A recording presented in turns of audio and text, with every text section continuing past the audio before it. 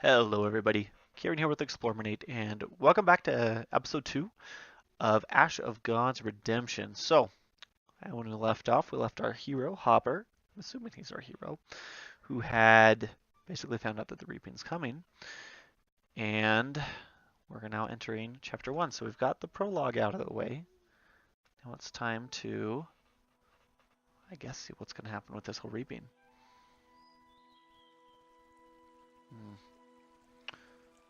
Again, I love the art style. Divine retribution. Burkana, the kingdom of Odala, City of Albius. The spring equinox. 8th year of peace since the last war. A retired captain of the guard and his daughter are strolling through the festival market.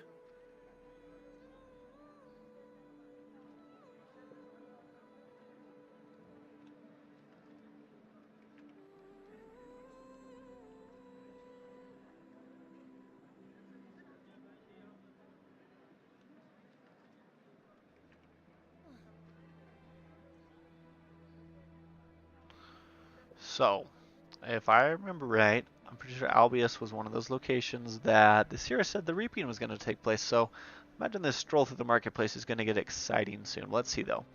So, we're introduced to Glinda here. She's speaking to herself, I guess. So, this is most bizarre. A woman in strange clothes is walking away from the town hall. Her beauty should be turning heads, but I seem to be the only one noticing her. Gleda, are you daydreaming again? You nudge your daughter to see Baron Traubel, the burgomaster of the town, approach you.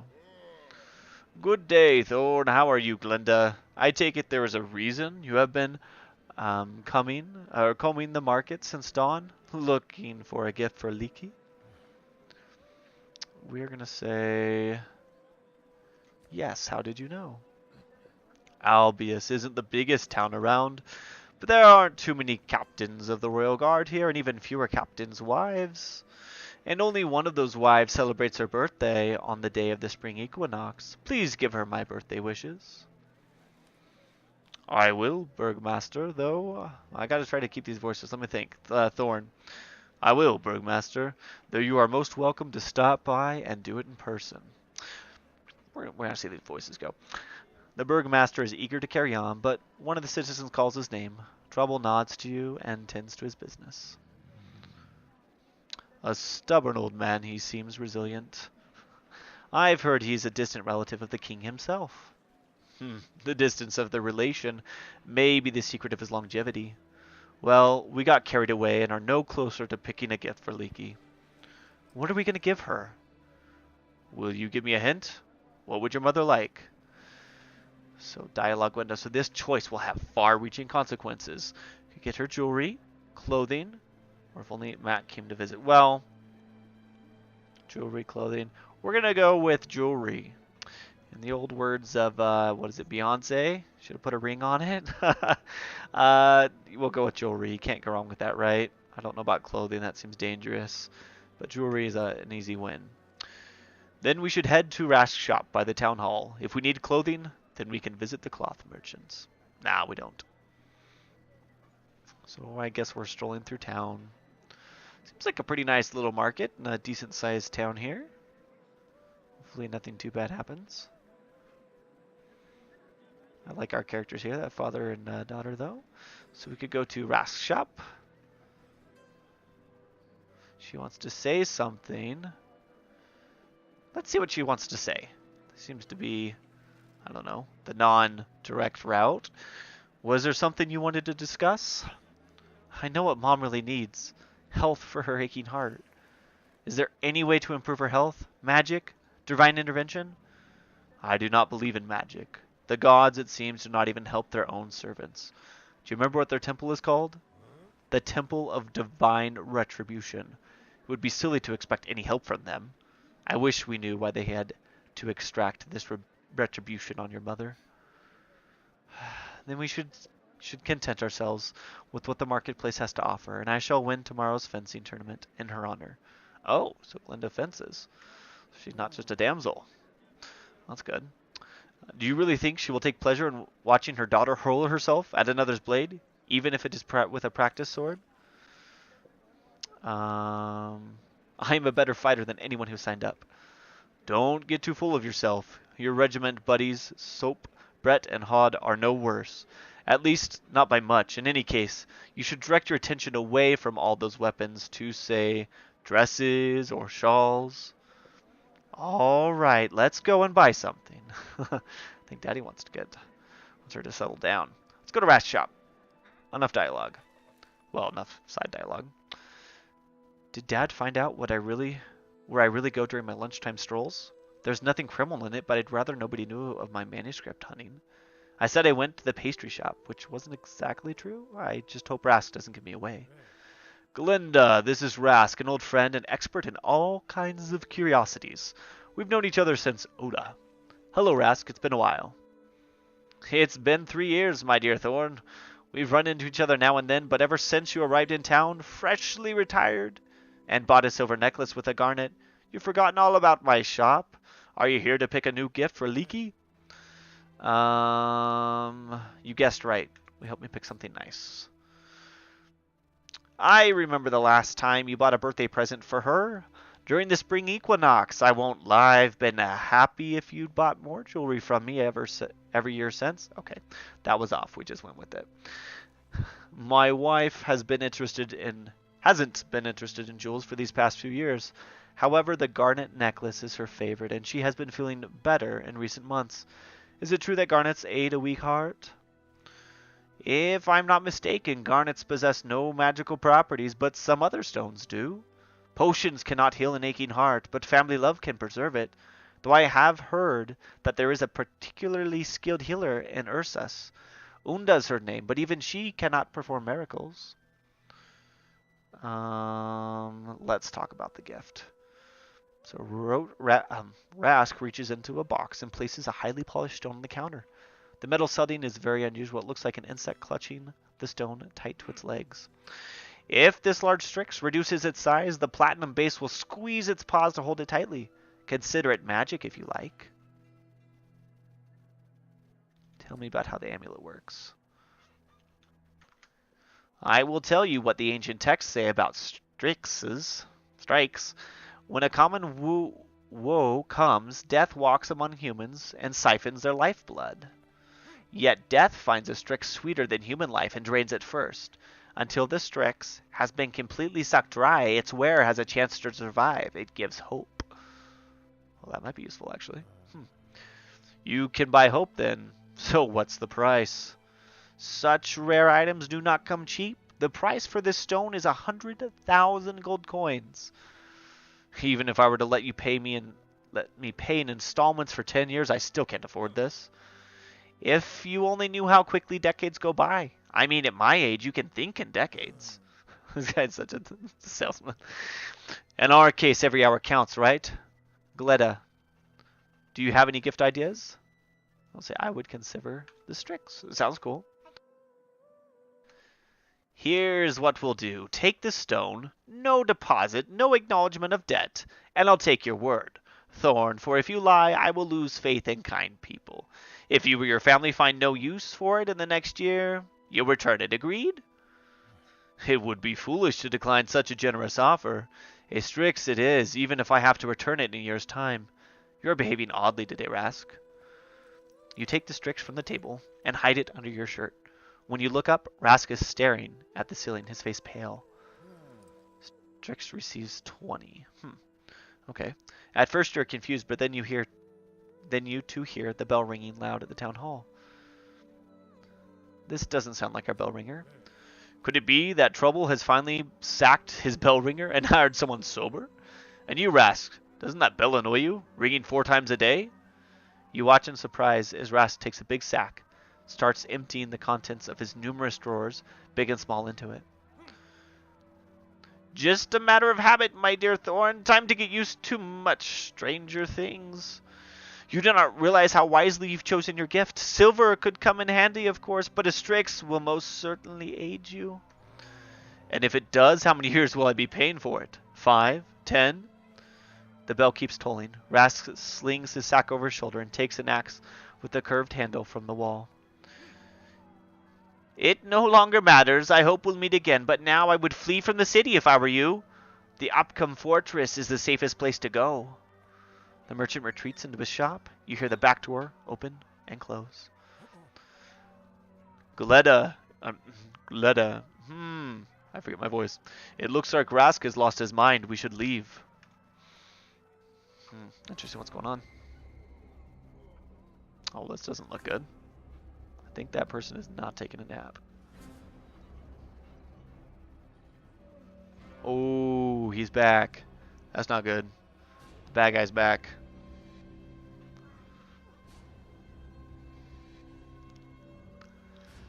You see Baron Trouble lying on the ground, dying. Blood gushes from his mouth, nose, ears, and eyes.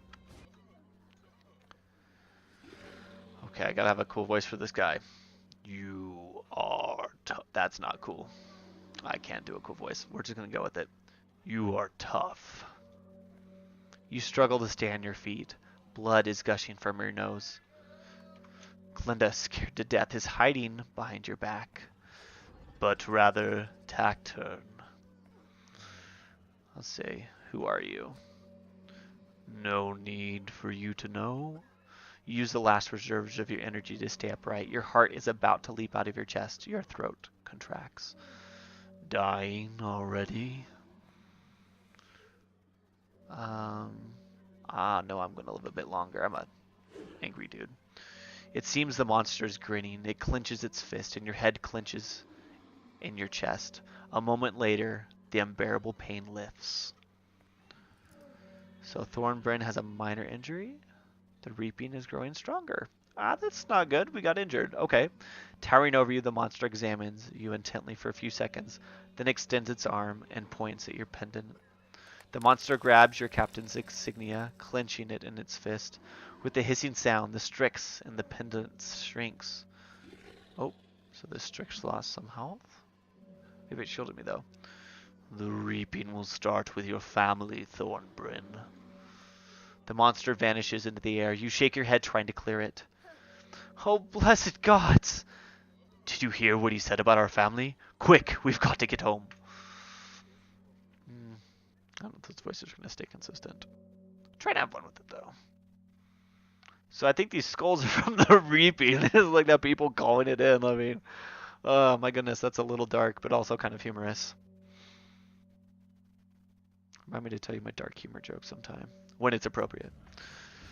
Ooh, combat.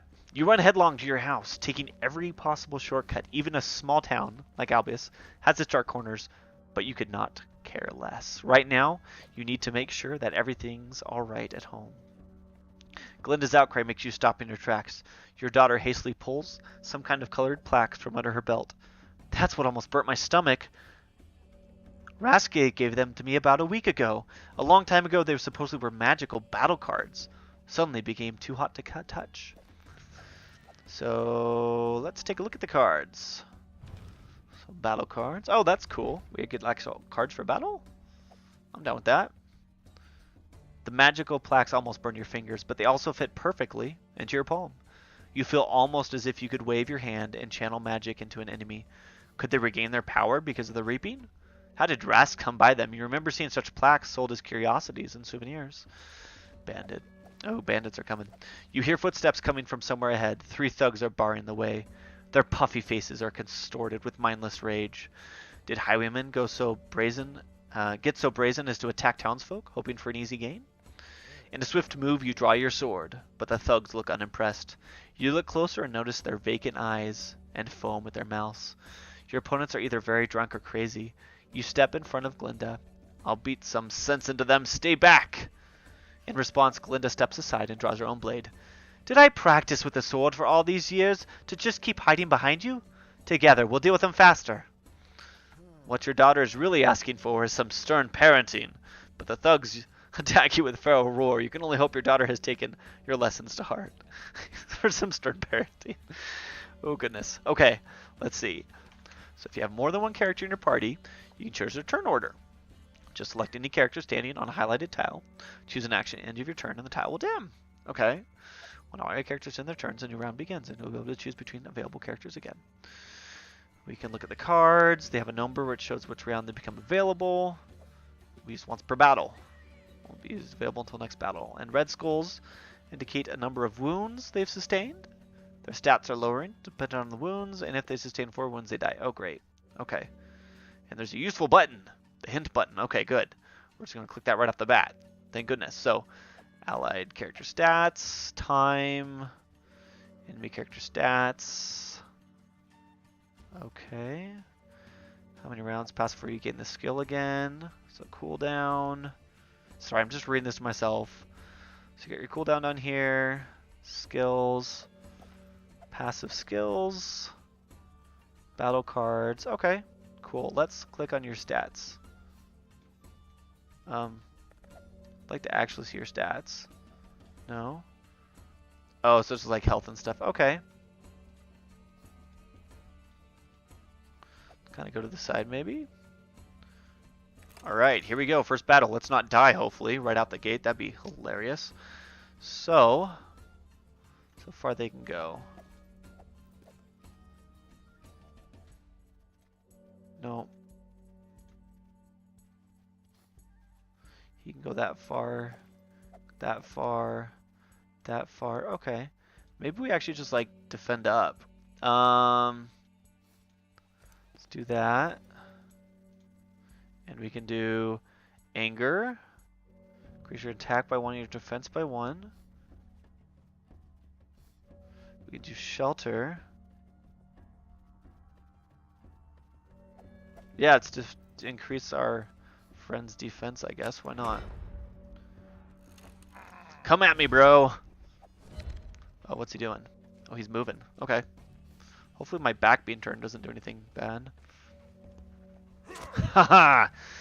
No damage. Okay, so defensive must be a good thing. That must be like soak, I'm gonna guess. So she has bloodlust. Increase your health by 11. 120% attack when you kill an enemy. Cool. So we can do attack. Double strike.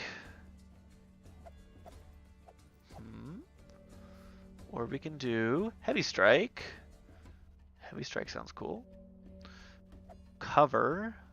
Increases your energy by 4, and all damage received is dealt to your health. Interesting. In turn. Damage split. Let's try heavy strike maybe? On this nice fella.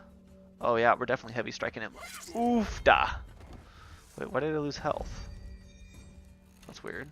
Did it cost health to do that? Oh. Weird. Okay. Oh, it cost health and energy. Dang. My bad. Okay. So you do knockback. 5 energy. You do parry. Deal 7 damage. Increase your defense. Or fight back. Okay. His is... Oh, yeah, I don't want him to die. That's kind of dumb. Use a card. Reduces health to 5 a random enemy. Increases defense. Increases... Oh, that's cool. Reduces health by 10. And reduces attack by 5. Increases attack bonus. Huh. So some debuffs. So I actually already really like this combat system. Let's see, we can do double strike. It costs a lot of health. We can just do an attack. Wow, so she can really...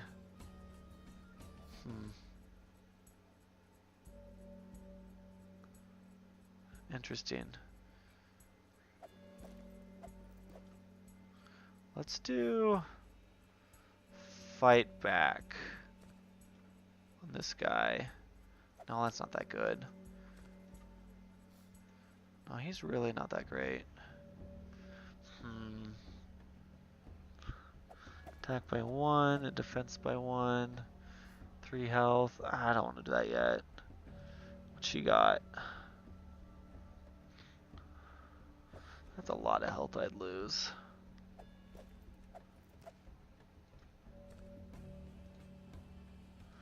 Let's go ahead and take his energy out. Why not? There we go. No more energy for you. This thuggy thug's over on his way over.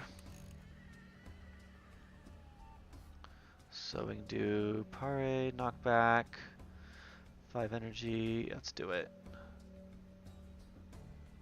Oh, nope, I'm selecting the wrong guy. Knockback? Thank you.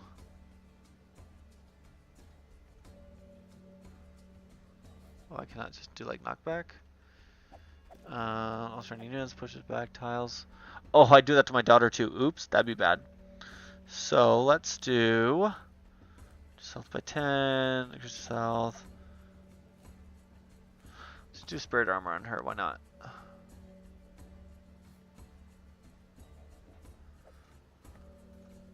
Come on, spirit armor, cast it. Is it not working? There we go. Cool. Have fun hitting me. Not gonna do much. I've got awesome defenses. Sucker. Haha. Up here we go. It's a good thing we threw that defense up. That's all I can say. Do shelter. I don't actually need that yet, do we? You though. Let's go double strike. I don't want to take a loss.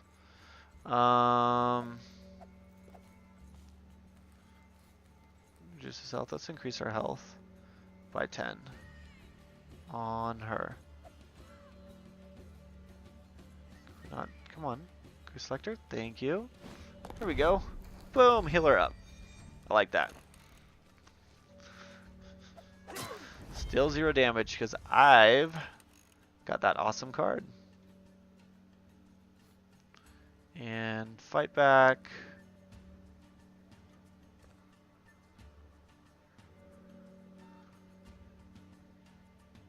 Yeah, finish him off. Thank you. Still. Well, what's like a turn? Do I get that the whole time? Jeez. It's pretty cool if I do. We do heavy strike. Just finish it off. Talks 33 health. Oh, that drops me a lot. Or we can do double strike. See what that does.